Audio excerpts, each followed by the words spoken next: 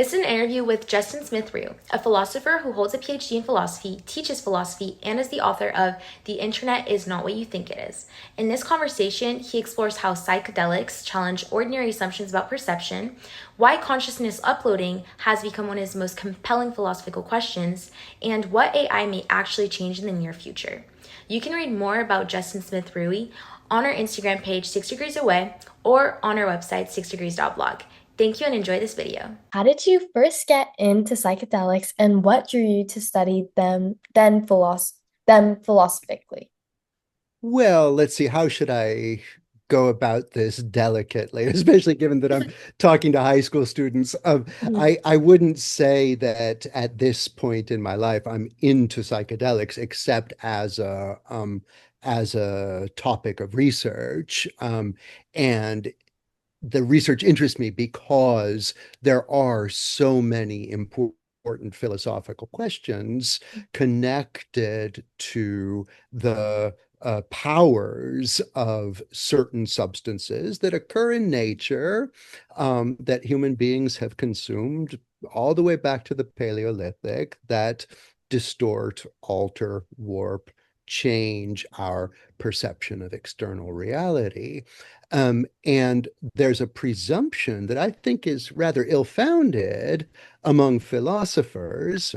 I'm a philosopher, which is to say I have my PhD in philosophy. I teach philosophy, and I specialize in talking about, in part, what are called epistemological questions. Epistemology is the study of knowledge, literally means the theory of knowledge. How is it that our minds have the power to access the external world and to say that X is true, Y is false, simply based on the way our organs of sense pick up what's going on in the outside world? Do they pick it up correctly, or do they alter it somehow? So philosophers seem to me to be not all of them, of course, but many of them seem to me to have kind of backed themselves into a bit of a contradiction and incoherence. And philosophers love to pick out contradictions and to accuse one another of contradictions. So the contradiction that I identified that made me think I need to write a book about this is that we all know, philosophers have known for thousands of years, that our sense organs do not deliver the external world to us as it actually is, right? You see a reed sticking out of the water and it looks crooked, right? But then you pull it out and you're like, oh no, it's straight. Or you see an oasis on the horizon when you're walking through the desert, and then you get closer and you think, ah, no, those were only heat waves. And in fact, those aren't just rare occasions. That's happening all the time, right?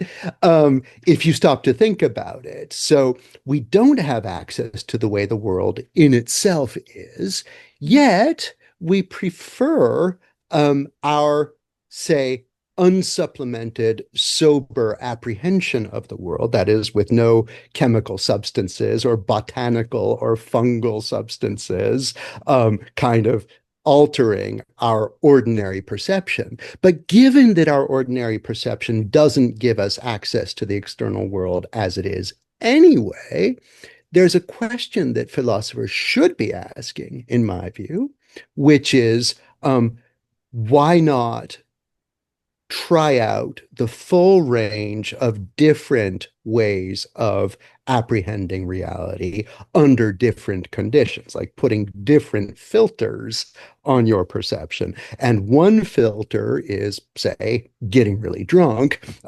That, as I argue in the book, doesn't do much good. It's literally a stupefacient. It makes you stupid. That's what the word means. But other substances don't so much make you stupid as just give you a different kind of access to the world. So, what is the significance of that for us as human beings living in a natural world, surrounded by substances that can do that? And what is it like to apprehend the world under different or from behind different filters, as you might put it. So that's what I wanted to explore in the book. Now, as I say in the book, I definitely am not a psychedelics advocate. I think, it's a weighty choice that adults should make, and adults, even as adults, they shouldn't break the law.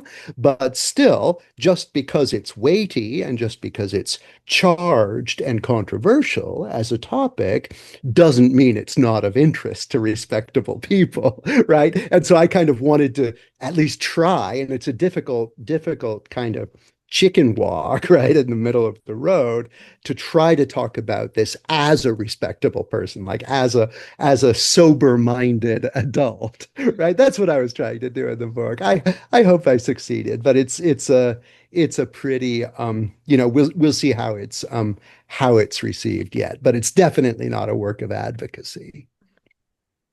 The book sounds really interesting, actually. Yeah, I think it's yeah. Yeah. Okay, so the next question is, which question in your work excites you the most right now?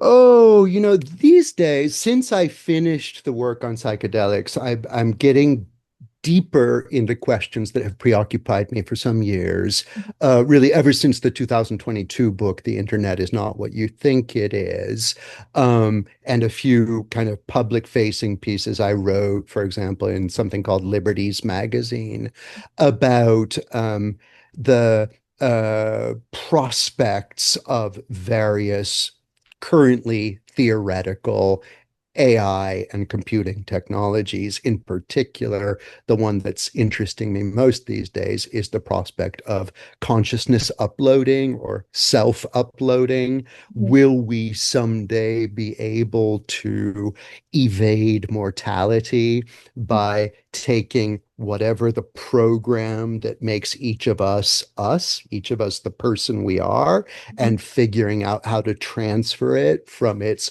organic substratum, our neurons, our 100 billion neurons in our brains, Mhm. and into a silicone-based substratum, let's say microchips.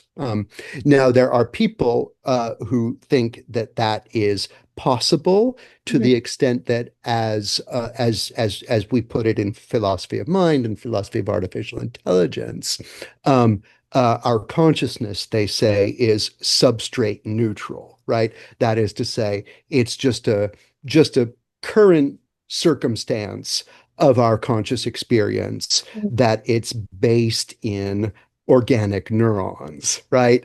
It could be based in anything else. It could be based in silicon microchips. It could be based in a vast assemblage of like toilet paper rolls and rubber bands. Really anything can be the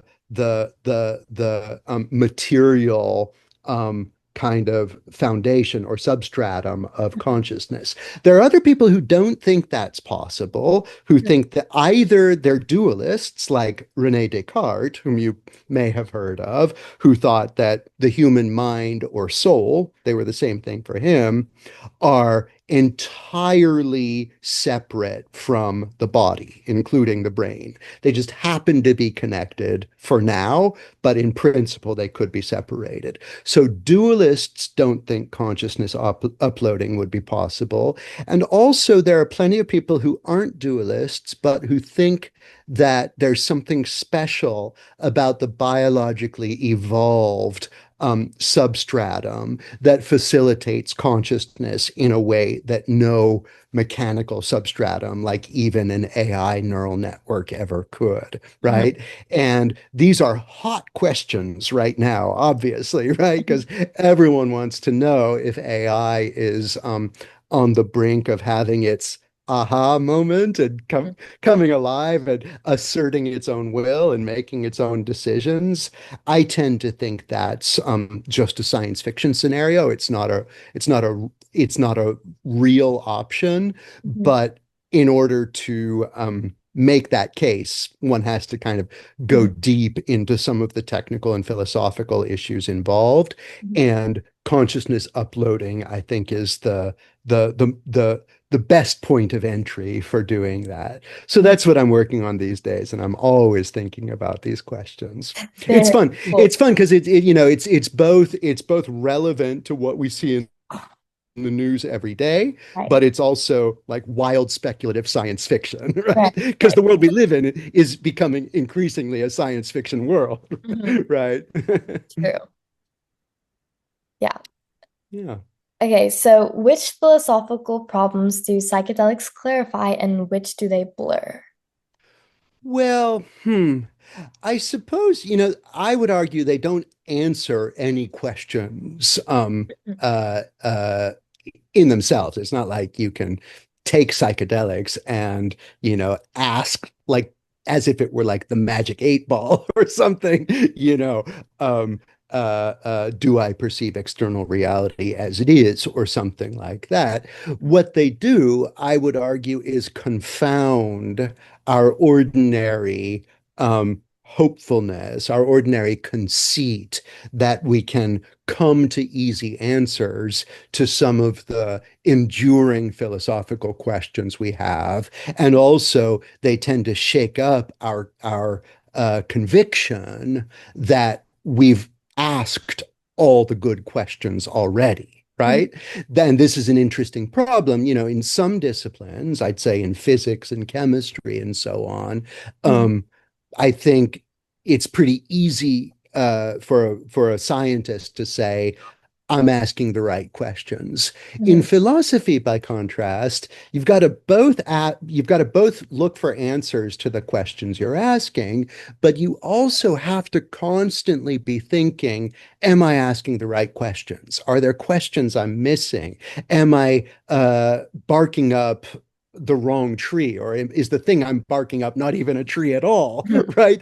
These are the things you have to constantly bear in mind, kind of all the time as you're proceeding in a course of philosophical inquiry. So, in certain respects, it's harder than the natural sciences because you never really know if you're doing it right. So I think that one of the ways you can come to more deeply appreciate that lesson, it's through the experience of what you might call an extreme ecstatic state, and this includes, not just certain consciousness altering substances. It can also include practices like Mhm. ritual, like the whirling dervishes who spin around for hours and hours and, kind of lose their perspective on the world as a result. Other such practices, the ancient Greeks used to descend down into caves for days at a time and sit in total blackness until they forgot who they were. And to experience things like that, even, I'll also add, even the fact that for about 1/3 of our lives, for 8 hours out of every 24, we are deliriously hallucinating things that could never actually happen. That is, when we're asleep, right? That as well, if you think about that, that's another experience we have every day Mhm. that really ought to confound our optimism that, that the world is something we can easily make sense out of. Mhm. We we shouldn't stop trying, but it's hard. Mhm. Yeah. So are there any ethical limits on using these altered states, like putting someone through a filter that we use for psychedelics in inquiry?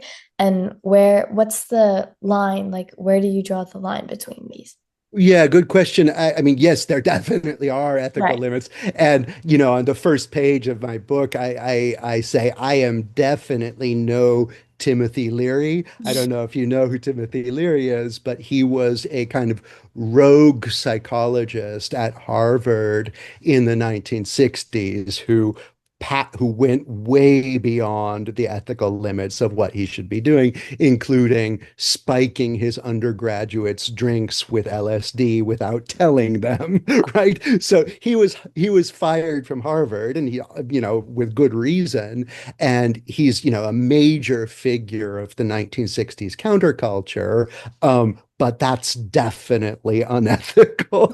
And I definitely don't want to condone anything like that. I generally, in my political commitments, I tend to be fairly libertarian. I think that, if you're an adult and you want to do something that might harm you yourself, but that doesn't harm other people, Mhm. I tend to think that's your right. Um, and there, I think, ethics means different things for different schools of thought.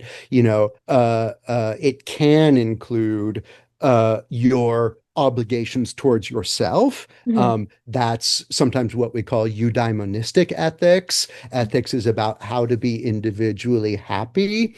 Mhm. These days, we tend to follow Kant more, who preaches an ethics of duty. Mhm. And that means, first and foremost, our ethical responsibilities towards other people. So if we're following the ethics of duty, I would say the ethical limit on anything you do, not just involving psychedelics, but anything at all, is, don't do anything to anyone else that they don't want done to them, right? Right. Which means don't spike their punch, for crying out loud. But For oneself, I would say, if we want to think more in terms of eudaimonistic ethics, that the ethical limit for yourself is, well, think very hard whether this is something you actually want to do, and take it seriously with the kind of weight and respect that a decision like this deserves, and that's where I would draw the line. Mhm. That's great. That's very, there's like a thin line right there, but Yeah, yeah. so which near-term AI harms feel most credible to you right now? Oh, I mean, I guess I already sort of started answering this question in the sense that I'm interested in everything Mhm. people are chattering about out there on social media and, more broadly in the culture, that falls under the heading of, like, AI doomsday Mhm. scenarios. Mhm. Um, I don't take seriously many of the more kind of Terminator style Mhm. Hollywood plot driven Right. ideas about, say, an evil AI coming into consciousness and taking over the world for its own ends and enslaving all of us. Mhm. That doesn't seem like the thing to be worried about, especially because it seems to me that the real harms of AI can be very real, can remain real, even if we don't suppose that AI consciousness or that the singularity moment is imminent, is about to happen. And we're seeing that right now with the radical impact that LLMs are having on a lot of educated work, right? On fields of work that people, whose stock in trade is writing, including people like me, including university professors, journalists, screenwriters, translators, anyone who's in any kind of research field, is having to contend with the fact that really just 2 or 3 years from now, we might not have viable careers anymore. And that to me is a much bigger problem than, Skynet, zapping us with laser beams or something like that. I mean, it could happen. I'm not going to say that's not going to happen, but to my mind, the problem with AI is just as grave, potentially just as grave, even if AI is universally acknowledged to be nothing more than a particularly elaborate system for crunching zeros and ones. It doesn't have to take the sci-fi doomsday route in order to radically transform society. And I think it already is. And, right now, I think we're just bracing as we go through the turbulence. That's all we really can do. Whether it's all going to be bad or not is a difficult question. I personally think, there's going to be a huge huge downside and a considerable upside as well, just like in any previous technological revolution. A lot of people lost their jobs when the printing press came along, when the Industrial Revolution happened, when automobiles appeared. I mean, this is just par for the course. It's the way the history of technology works. Yeah, I was watching yesterday, I was watching the Avengers movie, the Age of Ultron one, where Oh the yeah. guy comes to life. So yeah, Oh that's yeah. I missed that one, but I think I have a pretty good idea of what yeah, what happens. yeah, Yeah. it's pretty coincidental. Hmm. So what has launching your Substack changed about your life that the university could not? Oh yeah, that's a super interesting question. I mean, and obviously I think about this a lot. Hmm. I think over the past 5 years, what we're starting to see is a real weakening of the university as kind of the home base of our intellectual projects. And for someone like me, who was always kind of chomping at the bit to do more independent, kind of self-directed work at the boundary between scholarship and creativity, and finding it increasingly difficult to do that within the academic setting, Hmm. I kind of ventured out on my own and created a Substack in 2020 and was really hesitant about it, really nervous, like, oh, what are my colleagues going to say? My writing here is so different than academic writing is supposed to be. But 5 years later, I don't even think about that anymore. I just do it, you know? And it's hard for me to anticipate any other future in the next few years than the one where that kind of work, that kind of new hybrid work that's, kind of half scholar, half influencer, Hmm. kind of creative self-branding out in the open market, I think is just going to continue to become more and more the standard. And at least for a certain class of academics, who, kind of want to be engaging more at a in a public way with ideas kind of out in front of everyone. For better or worse, the place we do that these days is on the internet. That's kind of the only place to go if you want to reach the public. So it's been really good for me. I've found it, yeah, the past 5 years have been the most kind of creative and productive of my adult career. Yeah. Mhm. I saw the app on social media and I was really interested because it's like it's such a great way to like just stop like consuming random things and actually read something that'll help you, you know? Yeah.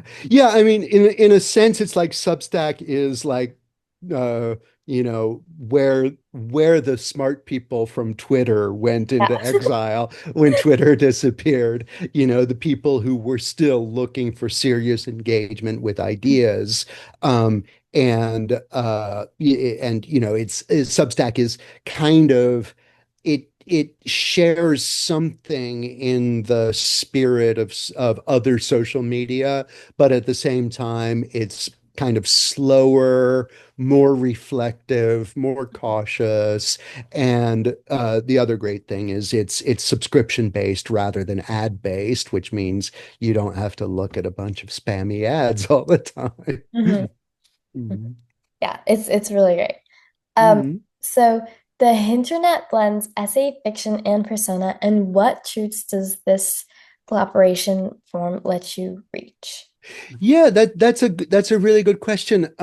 And we've got in trouble about this, with a few critics who say that blurring the line between truth and fiction, or not specifying Mhm. when you're engaging in which mode, is irresponsible, and it contributes to our current kind of post-truth murkiness where nobody knows what's true and what's not. And this is being exacerbated by fake AI generated footage of, politicians taking bribes and stuff like that. And nobody knows what's real anymore. We're in a kind of epistemological fog over the past few years. I think that's true, but I would argue that projects like the internet, where creatively exploring the boundary between truth and fiction is not so much making the problem worse as it is thematizing the problem. It's saying, hey, yeah, there is this problem in society. Let's create something in response to that that reflects the problems of our era, not in order to make them worse, but on the contrary, to kind of sensitize people to them. And again, we've caught a lot of flack for this. A friend of mine who runs another great Substack, his name is Sam Chris. He's based in the UK.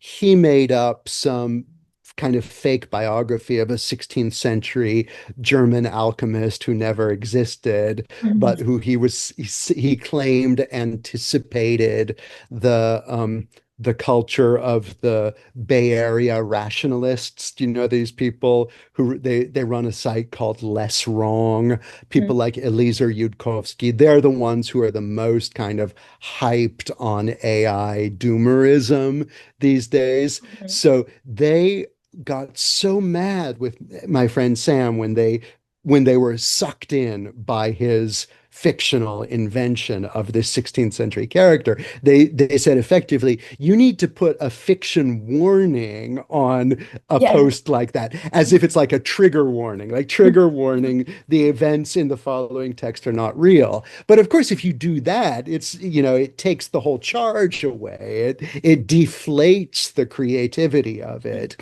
What's interesting, what's fun and engaging is to try to make your reader um, uh, go for the extra effort it requires to figure out what's real and what's not. That's what I like to do. I like to say, hey, reader, it's part of your responsibility too to get clear on what kind of text this is.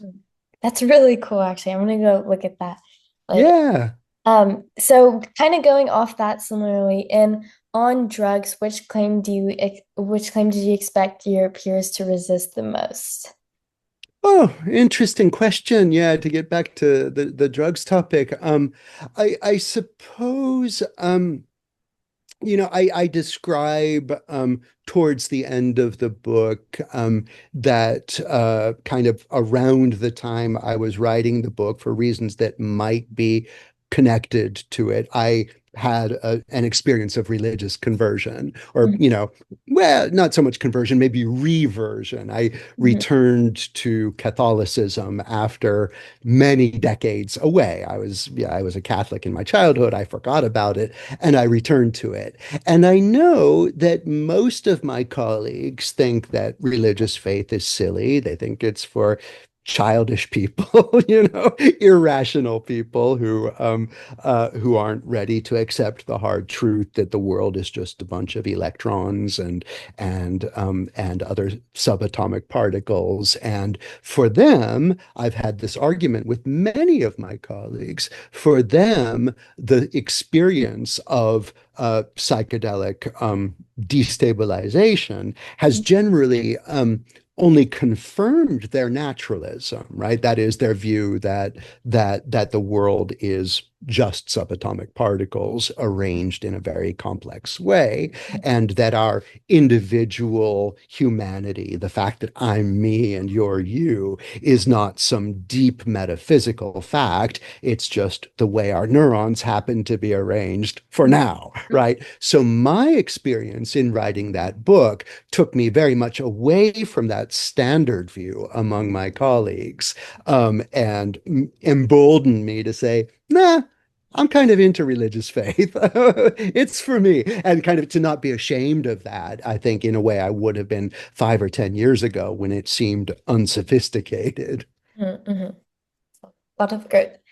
Um, Mm, so lastly, we asked all the people we interviewed this one question. And Mhm. so it's what is your definition of success? And Hmm. also, what advice would you give to kids like us growing up? Hmm. Super interesting. I mean, yeah, success is it's such a tricky issue because I think it would be good if more of us could just admit that we like acclaim, we like people to say, "Hey, good Mhm. job, you're getting noticed," and there's nothing shameful about that. You should just accept that that's kind of part of the normal course of a human life. At the same time, if in your projects, your intellectual or creative projects, you never orient yourself towards a goal that's higher than that, towards a goal that's higher than acclaim Mhm. or getting to hear congratulations from people, Mhm. then you're probably not motivated by the right reasons, Mhm. And what I find when I'm really working hard on a project that matters to me, I Mhm. forget about the eventual payoff I'm going to get in terms of people saying, "Yay, good for you." And Mhm. it's when I forget that I really get good work done, when it becomes just something that matters in its own right, Mhm. independently of whether I'm rewarded for it, right? And that's such a good feeling, and it's so important to experience. And I think success in that regard can best be understood as maneuvering yourself into a mode of work Mhm. where the external motivations fall away and Mhm. all that matters is the work itself. Mhm. That's the zone you want to be in.